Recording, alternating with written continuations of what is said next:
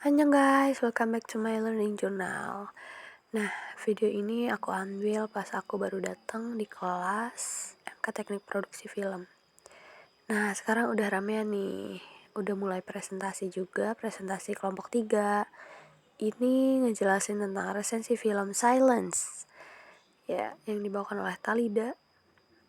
Nah guys, selesai MK, kita pulang dulu ke kosan karena jeda ke MK selanjutnya itu lumayan panjang karena masuk jam 1. Dan ini gila panas banget guys. Nah ini adalah seuprit persiapan untuk take video guys. Ini juga ya rapiin kerudung dulu ya guys ya biar kita all out. Aduh auroranya kelihatan. Nice, untung ada editing ya guys ya buat nutupin. Nah udah cenah. Sip, oke. Eits, enggak dulu mulai karena aku tiba-tiba mimisan guys. Karena aku lagi panas dalam. Dan ya dari malam sebenarnya mimisan. Sekarang terjadi lagi dan terjadi lagi. Buat kalian semua jangan lupa jaga kesehatan ya guys ya. A few moments later. Halo guys, welcome back to my learning journal part 5.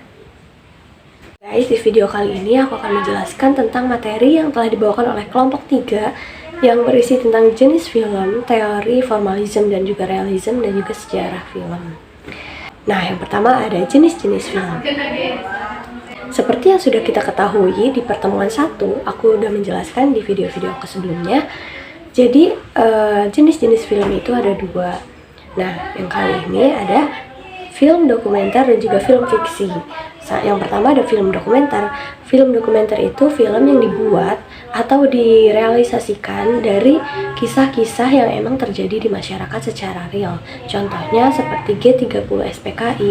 Jadi kalau film dokumenter itu nggak ada yang diubah-ubah, nggak ada yang dibuat-buat. Nah, sedangkan film fiksi itu adalah film yang dibuat atau diproduksi atas dasar karangan cerita dari penulis naskah gitu.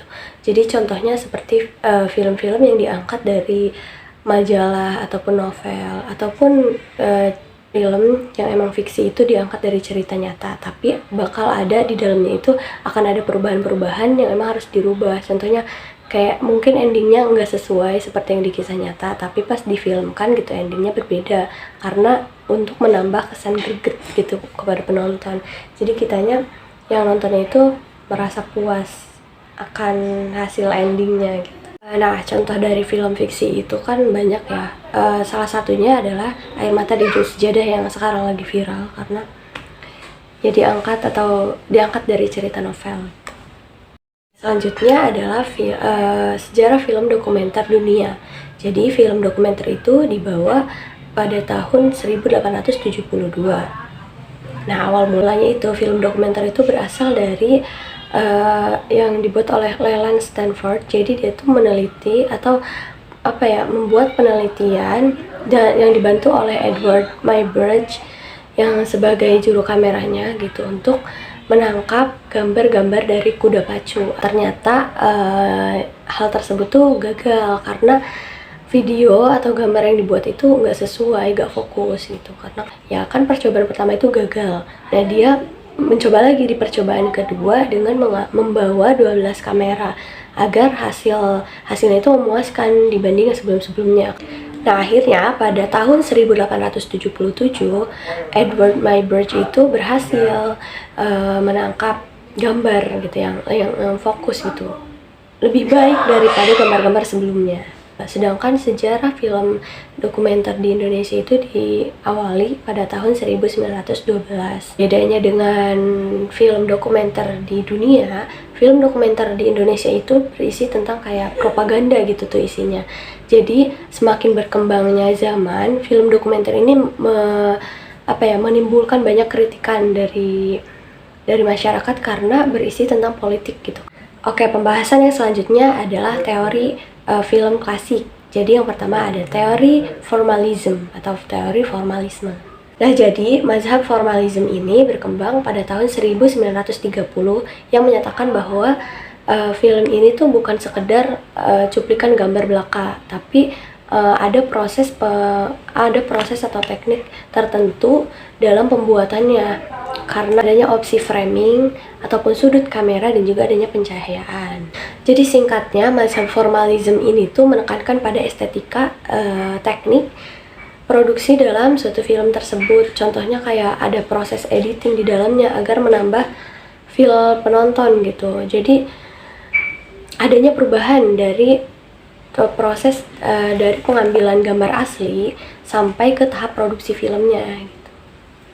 Nah, yang kedua ada mazhab realisme atau teori realism. Teori realisme ini berkembang pada tahun 1945-an. Jadi teori ini tuh menyatakan bahwa sineas itu mengambil gambar untuk film itu ya harus secara bebas gitu, harus bebas, tidak tertuntut oleh teori-teori tertentu ataupun unsur-unsur tertentu yang menuntut dia untuk memproduksi suatu film. Jadi singkatnya, kalau realisme ini tuh seperti film dokumenter. Jadi filmnya itu ya bebas, tidak ada unsur-unsur paksaan seperti harus lokasinya harus di sini, ataupun latarnya harus begini, ataupun editingnya harus begini. Nah, enggak. Film realisme itu ya seperti film dokumenter. Jadi diambil gambarnya itu secara spontan ataupun tidak ada unsur-unsur editing di dalamnya. Intinya kalau misalnya film realisme itu, teori realisme itu mementingkan kepada aspek kenyataan gitu, aspek yang realnya, agar yang dirasakan penonton itu benar-benar berkesan, karena yaitu adalah kisah yang aslinya gitu, tanpa dibuat-buat, tanpa adanya editing gitu. Oke guys, sekian dulu video tentang learning journal di semester 5. Oke guys, sekian dulu learning journal part 5 dari aku. Kurang lebihnya mohon maaf. See you on the next video. Bye guys.